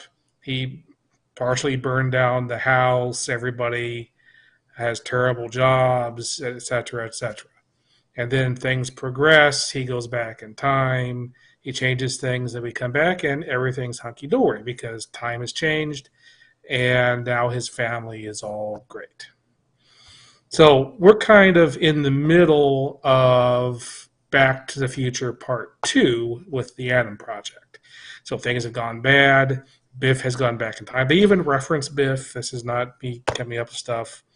So yeah, we're in the middle of Back to the Future Part 2, and now they're trying to put things back together and keep the time travel from happening at all. So Ryan Reynolds goes back in time. They found a kid who can keep up with Ryan Reynolds playing Ryan Reynolds. So now you have a I don't know how old the kid really is, but I think he's supposed to be 12 in the story, I think. So anyway, you have a 12-year-old acting boy here pretending to be Ryan Reynolds, acting against Ryan Reynolds.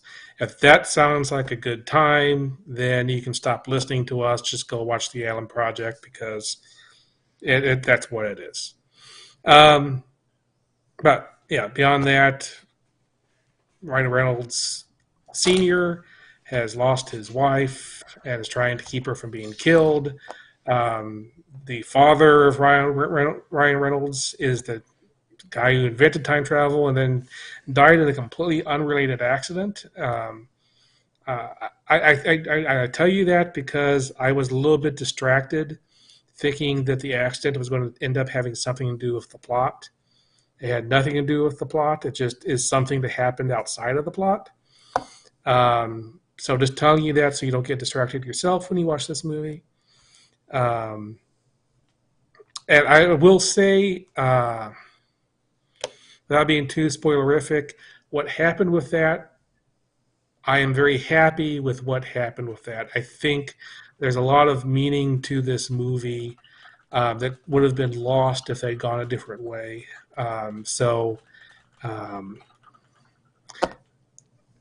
If you're someone who's lost a parent and has had any trouble with that, this might be the movie for you too, because I think they cover that pretty well too.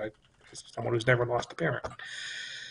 I'm going to give this movie the SEG because I liked it a lot, but it's definitely no Schneikes.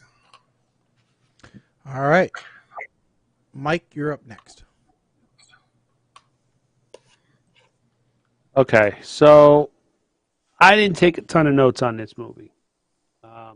This was one of those films that from the jump, I just actually found myself watching, getting into it, and enjoying it. I know we said we were going to rate these on a different scale, or we were toying around with that idea. So I'm not sure how I'm actually going to rate this one. If we're going to stick to the same scale, I'm going to give this one. I think I'm also going to give this one SEG. If we're going with just an old school star rating for movies, I would have given this like 4.5 out of 5 because of the entertainment value. I got to say the chemistry between the characters of young Adam and old Adam was amazing. It was on par with the chemistry that Ryan Reynolds had with The Rock in what was it, Red Notice? Mm-hmm. Was that the one? Yes. Yeah. So I really enjoyed their chemistry. I was a little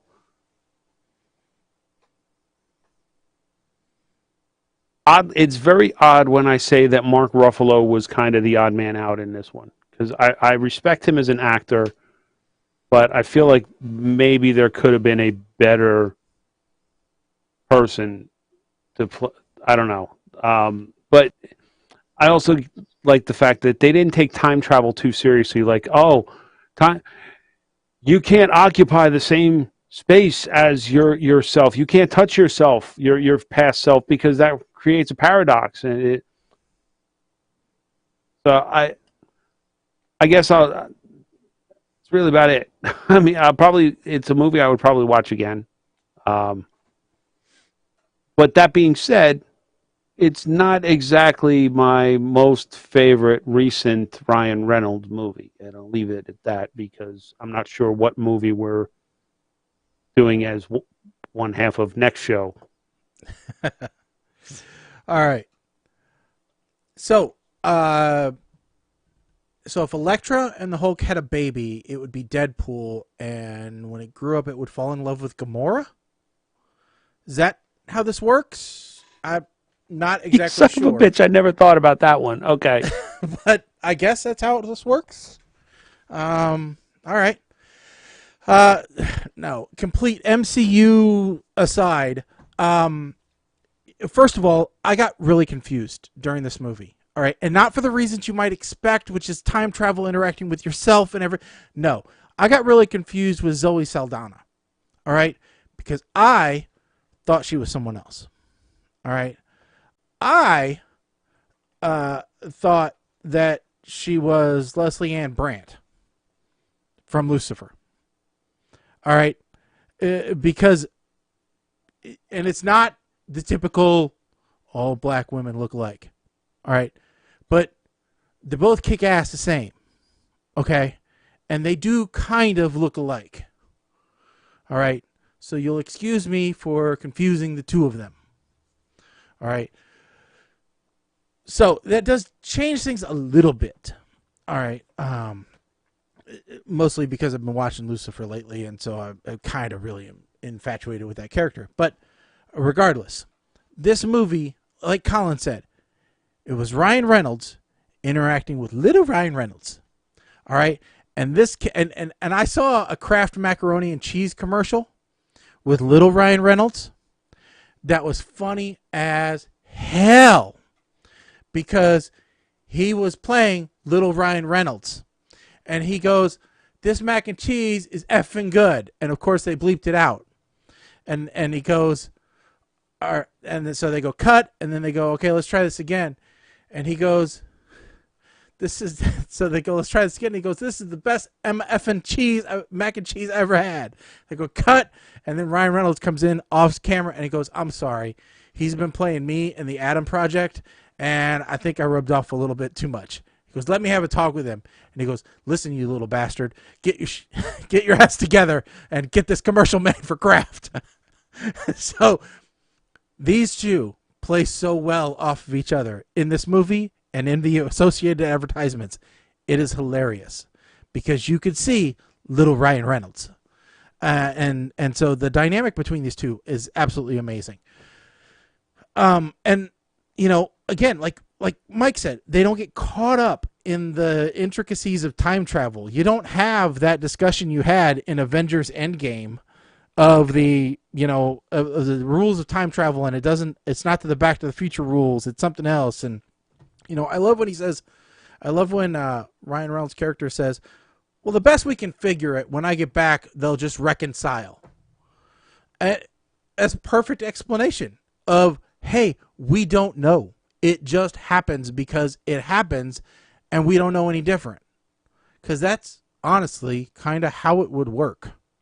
Is you wouldn't know any different. It would just poof and there. You know, so and yes, there's some issues with the movie here and there, but overall, it's a great movie just to have a little bit of fun with. It's Ryan Reynolds being funny, but not overly funny. So I mean, there's some emotional context to this show. So yeah, if you're looking for a laugh a minute, you're not going to find it here, but there is some definite fun parts of the movie. And there's some, you know, there's some sad parts of the movie too. So I think that if you want to watch a good Ryan Reynolds movie where you see a range of kind of emotions, this is a good one to watch. And you know, you're not going to be upset that you wasted an hour and a half, 2 hours on it. So I'll give this one the same thing, an SEG, and boom, there you go, 3 across the board. It's easy like that. I just want to say the CG on the not really bad guy, the woman who is the bad person in this movie. The CG they have on her in the last, the CG they do with her is some of the best CG I've seen. Yeah. They apparently hired the guy that fixed Skywalker in The Mandalorian. Nice. They did a good job. Because she plays herself and youngs herself. And that's usually historically been crap, but I didn't even notice until I looked at it later. The first time I remember seeing that was in Tron Legacy, and it was horrible. Yeah. It was absolutely horrible. But Tron Legacy got away anybody with who follows me on was supposed to be a pure character in the first place. But anybody who follows me on Instagram sees I've been using Reface quite a bit, and those get pretty well, and those do pretty well. And it's just an app, so the technology is there if they take the time to do it. And I kept trying to think about where I knew her from. 40-year-old virgin. Ah, yeah. That's where I knew her from. All right, so Mike, what do we got? Because I don't know that we have new movies that we got to spike the list with. Well, I went back and looked to make sure that I wasn't forgetting something. We didn't review Free Guy. We didn't. We talked about Free Guy last time, but I don't think we did a full review. Well, yeah, we did discuss it. So I don't know if we want to officially review it or if there's another one that we may want to look at. I mean, honestly, I'm okay watching it again, but I think if given the choice, maybe we pick a different one. But that's up to you guys. All right. I mean, we can go ahead and just give it an official review, but I don't think we need to give it a full review. I mean, we'll give it a score. But all right, so, I think I'm going to start adding year released to the spreadsheet, so that then we can order them a little bit easier if we need to. All right, so just looking on the list here, the suggestion sheet. There are two that stand out that I believe are Netflix originals, and I think we can pick one or the other. Okay. The first one, well, actually, no, that one is not a Netflix original. I know that. So the one I'm thinking is Gunpowder Milkshake. That is the most recent one. It Didn't looks we like also that was have one added. called like The Power Project, which is a Netflix original too? That is not on the list. Oh, Project Power. Project Power. Yes. Yeah. Okay. I'm okay with either one. I mean, I've really been wanting to watch Gunpowder Milkshake, and I've been holding off. So. Okay, so Gunpowder Milkshake it is. And then let's All pick right, one let me- random one, let me just for the copy hell that of it. over. Copy that over. Hold on.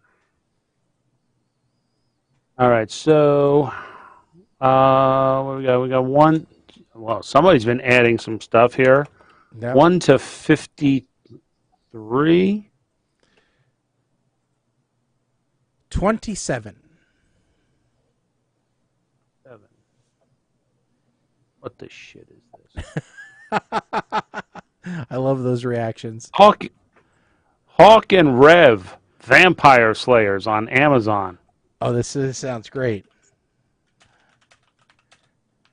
This sounds like, okay, customers who watch this also watch Nether Beast Incorporated. Oh, Okay. sweet. Well, that sounds great.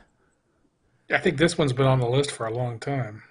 Philip Hawkins doesn't just dream about killing vampires. He eats, sleeps, drinks, and freaking breathes it. After getting kicked out of the army for stalking a fellow soldier with a blunt 2x4, Hawk almost dies of boredom working as a night security guard in his hometown of Santa Marita, California. Just when it looks like all of Hawk's options in life have expired, filthy, blood-sucking vampires appear, and of course, nobody freaking believes him. Yes. How do you know it's going to be one of those movies? When it says director Ryan Barton Grimley, starring Ryan Barton Grimley. Writer Brian Barton Grimley. And what has Ryan Barton Grimley ever done? Hawk and Rev, listen carefully. Eliza's Ashes and Reparations. Yeah, it's pretty bad when there's 3 different versions of Elijah's Ashes on, and I don't know what the difference between. Anyway, so okay. Right. This ought to be cool. This ought to be Okay, awesome. here's his IMDb description. Uh-huh. Ryan Barton Grimley, or RBG as his colleagues refer to him. Okay. He was born in Zimbabwe. For the uninitiated, that's in Africa. Oh. Yeah, Africa. Anyway. We're still reading what's on there. That's not us coming up with anyway. Oh, boy. This is going to be cool. I like it already. It's going to be horrendous. Okay. Oh, it's got such cheesy 80s visual effects, but yet it was made in like 2000. I'm in. I'm totally in. All right. Cool. Well, I want to thank everybody for tuning in, being part of the show, and, watching us kill ourselves at the beginning of the show. It's always a good time when we get to embarrass ourselves and, have a little bit of fun with everybody in the meantime. So don't forget, tell your friends, tell your neighbors, tell your coworkers, because otherwise we did all this for nothing. And we don't want to do something for nothing. We want our money for nothing and our chicks for free. No, we want subscribers for free. So make sure that you stop by the website, ptrradio.com. Check out all the ways that you can subscribe. You can check out at PTR Radio on your social media channels, Twitch, Twitter, Facebook, Instagram, YouTube, all that fun stuff. You can just look for PTR Radio. Found out there is another Instagram user for PTR Radio. If you look at one PTR Radio, that's not us. You have to look at PTR Radio. That's us. So, I know I worked on getting us at least one more subscriber in the last week. Listeners, what have you done? So, make sure that you tune in 2 weeks. We'll be back in a couple weeks here. That makes us on the 4th. And that will be the show before my big trivia night rebound. That's right. I will be in Buffalo on the 9th. So if you, or actually on the 8th. On the 8th. So if you're interested in 10 rounds of trivia where you could win cash and prizes, make sure that you come on out to Buffalo, Illinois. So, but we will be back on the 4th. As always, we will do our double feature movie review, and we will try not to kill ourselves. And we'll give you a report on how things literally ended up. So, with that said, there's not much more for this show. I'm Shaggy. I'm Colin. I am Mike the Ape Man. Stick a fork and a hot pepper in us, folks. We are done. Later.